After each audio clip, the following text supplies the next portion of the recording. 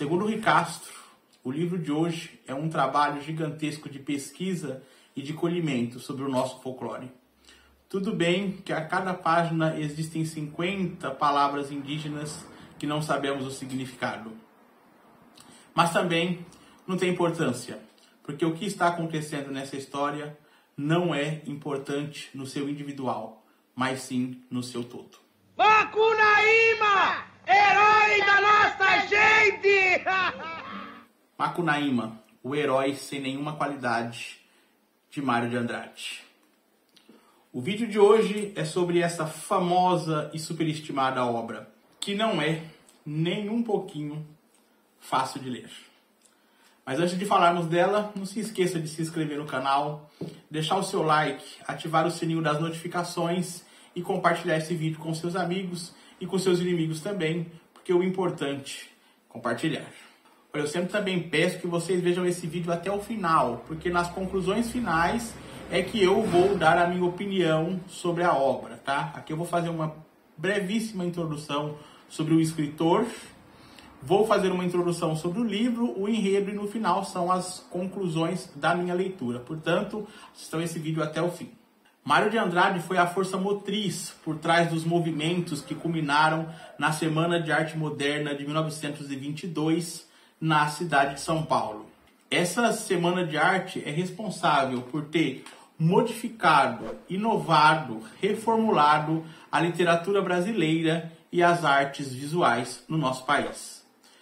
Mais detalhes sobre a Semana de Arte Moderna e sobre o próprio autor do livro vai ficar para o vídeo sobre esta biografia do Mário que eu estou lendo, tá? Então aqui só uma pincelada, quando sair o vídeo dessa biografia, vocês vão ter mais detalhes sobre a Semana de Arte e o próprio Mário de Andrade. Mas, sem dúvida, a obra mais famosa desse autor é sim Macunaíma, publicado em 1928. Macunaíma é um dos livros mais estudados de todos os tempos da nossa literatura. Ele é repleto de inúmeras polêmicas que envolvem desde o seu estilo e das suas implicações culturais, políticas, históricas e sociais. Sim, é verdade que inúmeras pessoas reclamam de sua linguagem e o excesso de palavras indígenas.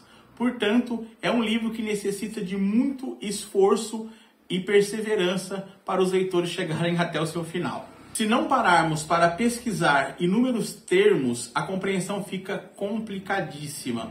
Às vezes, no geral, você até entende o que o autor quer dizer, mas no detalhe fica complicado.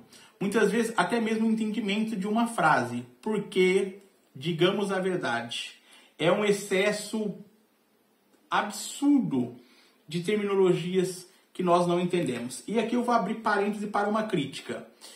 O Mário criticava muito os romances por não ter uma linguagem nacional e a utilização de termos não utilizados. Agora você veja bem, criticava-se o José de Alencar pelo seu excesso de palavras indígenas. E aqui o Mário comete a mesma coisa, o mesmo erro.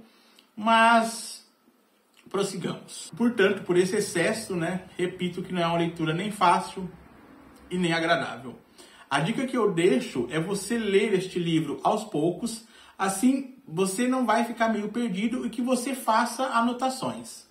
E não, em uma primeira leitura, muitas informações vão ficar pelo caminho. O curioso é que o Mário, ao escrever essa obra, demorou entre 5 e 6 dias. A feitura do livro foi muito rápida. O que foi longo, o que demorou bastante, foram as pesquisas sobre a origem do povo brasileiro, as suas especificidades e a nossa cultura. Então o Mário se demorou mais na pesquisa do que na composição da obra. E até mesmo a classificação desse livro, classificação de gênero, é algo complicado. Apesar de na sua ficha catalográfica ele ser apresentado como um romance, ele traz elementos de crônica, onde vemos em capítulos curtos ditados, contos folclóricos, lendas, mas que não se perdem dentro da coerência para a compreensão da história. Nós encontramos aqui um experimento linguístico e uma tentativa de nos mostrar a profundidade das nossas raízes, que não é só portuguesa, nem holandesa, nem espanhola, indígena, africana. Nós somos um caldeirão borbulhante, fervilhante, de um cozido que nunca fica pronto, de misturas e costumes. Hoje, o livro é largamente conhecido no Brasil e seu protagonista saiu das páginas para ir viver no imaginário coletivo. Principalmente ajudado, alavancado pelo filme do Joaquim Pedro de Andrade, de 1969, que tem como protagonista o Grande Otelo e o Paulo José. Eu, como vocês sabem, você acompanhou o canal, não costumo ler o livro e assistir ao filme, mas nesse caso aqui eu abri uma exceção, até para maior compreensão da história, eu fui assistir ao filme. E pela primeira vez na história de minha vida, eu gostei mais do filme do que do livro, muito alavancado pela interpretação do próprio Grande Otelo, que era um ator sensacional. Apesar de algumas modificações que sempre acontecem em relação livro-filme, a adaptação em si ficou muito boa. Mas vamos ao enredo do que se trata então esse livro. Macunaíma, o protagonista, ele vai nascer nas profundezas da floresta amazônica em uma família composta pela mãe e 2 irmãos. Um se chama Pajé e o outro se chama Jiguê, um guerreiro casado com um sofará. E sendo o livro uma mistura de realidade e lendas, tem aqui suas fantasias e o seu fantástico. E através de magia, Macunaíma consegue se transformar em um homem. E ele vai se iniciar nas suas aventuras sexuais com essa cunhada, que a pretexto de sair para passear com o menino, acaba caindo em brincadeiras. Lembrando que brincadeira tem uma conotação sexual. Um dia o Jiguê vai descobrir a traição, vai dar uma surra na esposa e vai abandoná-la. Abre aspas para críticas que eu vejo o pessoal fazer sobre o machismo, a misoginia, dentro de uma obra escrita no começo do século XX, ou obras mais antigas ainda. A gente tem que lembrar sempre que os livros trazem um retrato da sua época e descrições do seu meio. Portanto, sim, existem coisas que hoje, é considerado, deveria ter sido naquela época misoginia, machismo, mas é um retrato daquele período e a obra não pode deixar de ser lida apenas por isso. Voltando à história, Jiguê então vai arrumar uma nova esposa chamada Iquiri e certo dia ele vai matar um boto para alimentar a sua família. Mas, como nós sabemos, o boto ele é um animal sagrado. E então o sapo Mariquiguana, que é o pai do boto, vai mandar uma enchente gigantesca para se vingar desta morte que vai destruir as colheitas e a própria tribo aonde mora a família de Macunaíma. E em meio a tudo isso, dessas dificuldades que eles estão passando, ainda tem as estripulias e as aventuras que o próprio Macunaíma arruma. O Macunaíma, ele é um causador de problemas.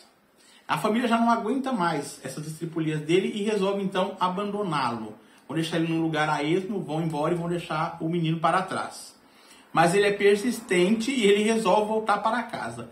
Nesse trajeto é que ele vai conhecer algumas figuras também folclóricas, inclusive o próprio Curupira. Nosso herói, na verdade, um anti-herói, ele consegue voltar para a aldeia e vai continuar aprontando das suas. E entre as suas espertezas, ele vai passar por várias transformações, lembrando aí novamente o elemento fantástico, para tentar seduzir a nova esposa do irmão. Olha só como ele é atentado. Dali um tempo, a mãe deles morre e ele e os irmãos resolvem partir juntos para outras regiões. O trecho da morte da mãe de Macunaíma é sensacional, um dos trechos que eu me recordo assim, que achei imperdível, tanto aqui quanto no filme. O Macunaíma está chegando ali na sua barraca, ali na sua oca, onde ele mora. A mãe dele está sentada na frente e ele fala: mãe, sonhei que caiu meu dente. Ela fala: isso significa morte de parente. Na hora que ele vira as costas, ela cai e morre. Então era a morte dela mesma que ela estava anunciando. Mas depois da morte dessa mãe, nesse trajeto que eles vão sair pelo mundo, eles vão encontrar a Si, mãe do mato e líder das guerreiras Icamiabas, eu acho que se chama. Uma tribo que, segundo a lenda, era formada apenas por mulheres E essa lenda teria dado, então, origem às Amazonas do século XVI. Sobre essa lenda e sobre as Amazonas, eu recomendo que vocês assistam um vídeo do canal Buenas Ideias.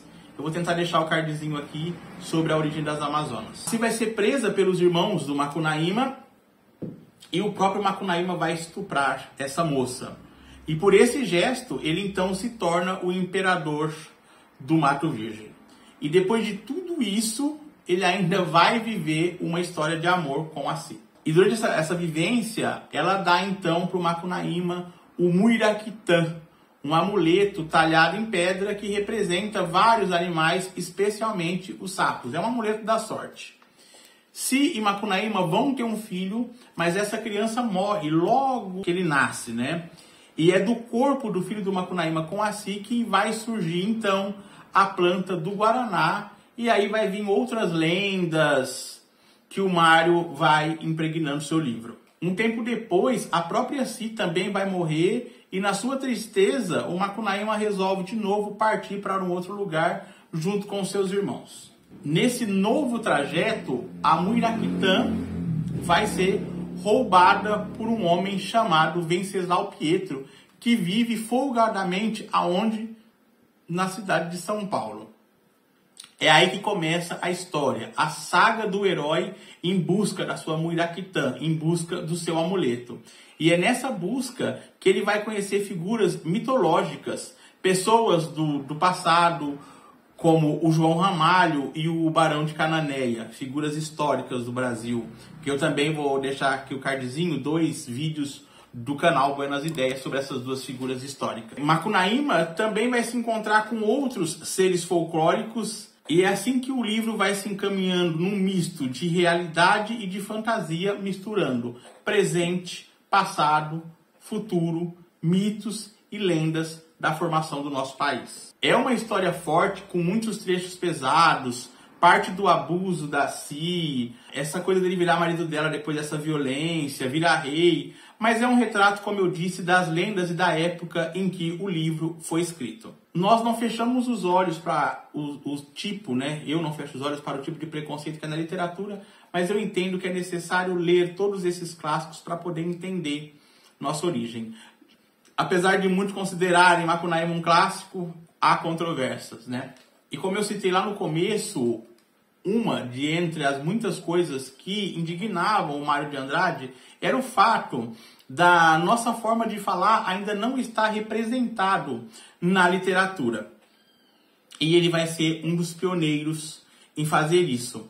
A importância desse livro na literatura brasileira, na minha opinião, é apenas essa tentativa de aproximação entre a língua escrita e a língua falada. Deixo aqui avisado mais uma vez que é um livro muito custoso, principalmente pelos excessos de palavras desconhecidas que o Mário utiliza. Apesar de ser um livro com uma linguagem do dia a dia, ainda assim está muito distante de nós, principalmente de nós que moramos aqui na região sudeste. Porque o livro ele vai se passar em inúmeras regiões do país e nós sabemos muito bem as várias línguas portuguesas que há dentro da língua portuguesa oficial. Eu estou falando de dialetos, de regionalismo. Isso muda muito. Você veja, por exemplo, a origem da minha família é baiana. E existem terminologias, né, que minha mãe ou algumas das minhas tias usam, que não é conhecido em outras regiões do país, e isso vai acontecer também. As regiões do país falam terminologias que a gente aqui não compreenderia. E o Mário mistura tudo neste caldeirão que é Macunaíma. Uma outra coisa que também pode cansar o leitor é a estrutura da própria obra. Cheia de imprevisto, quebra de continuidade e desequilíbrio entre as cenas. Florestan Fernandes e Haroldo de Campos vê a obra como um grande mosaico. Até a própria capa do livro, né, lembra aí um mosaico. Outros pesquisadores partem da opinião de que o livro é um retrato, não é um retrato do Brasil, mas sim uma descoberta desse Brasil desconhecido, de tantos ignorado pela nossa própria história. Mas também é uma, como eu disse, descoberta linguística neste país continental. Conclusão geral, não é um livro que me agradou, não Não vou falar que gostei, acho que de 10 estrelas eu daria 3, porque se a intenção deste livro era entrar no top do modernismo, ele não consegue. O que tem de modernismo em utilizar palavras tão arcaicas do começo de 1500 ou de terminologias indígenas? Não tem nada de moderno. Então me desculpe aí os fãs de carteirinha da Semana de Arte Moderna, mas eu nem enquadraria este livro no modernismo brasileiro. Fique à vontade para criticar, falar mal do vídeo, deixar dislike, porque eu sei que não pode falar mal da Semana de 22. Mas se isto aqui fosse o representante da Semana de 22, ela fracassou fragorosamente. Mas, não sendo assim, fica a recomendação para que se leia este livro tão superestimado, vou dizer até pouco compreendido e com uma intenção dúbia. Muito obrigado, até os próximos vídeos do canal, aquele abraço.